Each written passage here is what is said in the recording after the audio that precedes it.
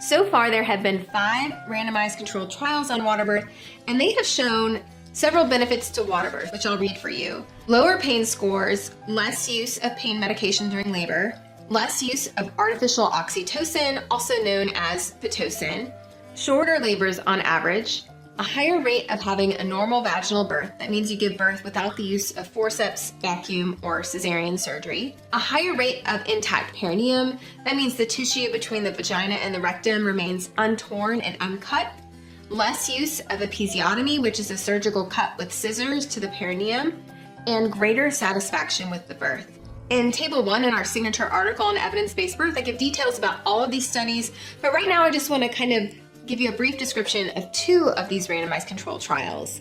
The first was done in 2013. It was published by Ghassemi et al. They randomly assigned 100 people to Waterbirth and 100 to Landbirth, and this is the largest randomized controlled trial that's ever been done on Waterbirth.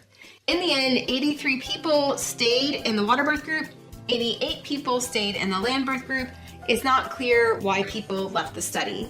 But they did find that the people who were randomly assigned to Waterbirth, all of whom also labored in water, had a lower chance of needing a cesarean later in labor compared to the Landbirth group. So the cesarean rate in the Waterbirth assigned group was 5% versus 16% in the group that was assigned to have a birth on land.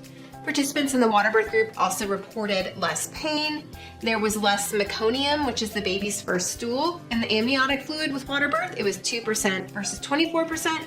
And there were fewer low APGAR scores with Waterbirth compared to Landbirth. And an APGAR score is a test of how well the baby is doing at birth. A lower score on the APGAR means the baby might require more medical assistance. So overall, the outcomes were better in the intended Waterbirth group.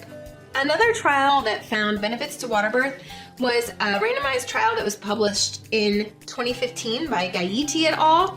They randomly assigned 60 participants to Waterbirth, 60 participants to Landbirth, and everyone who was assigned to those groups gave birth in the assigned manner.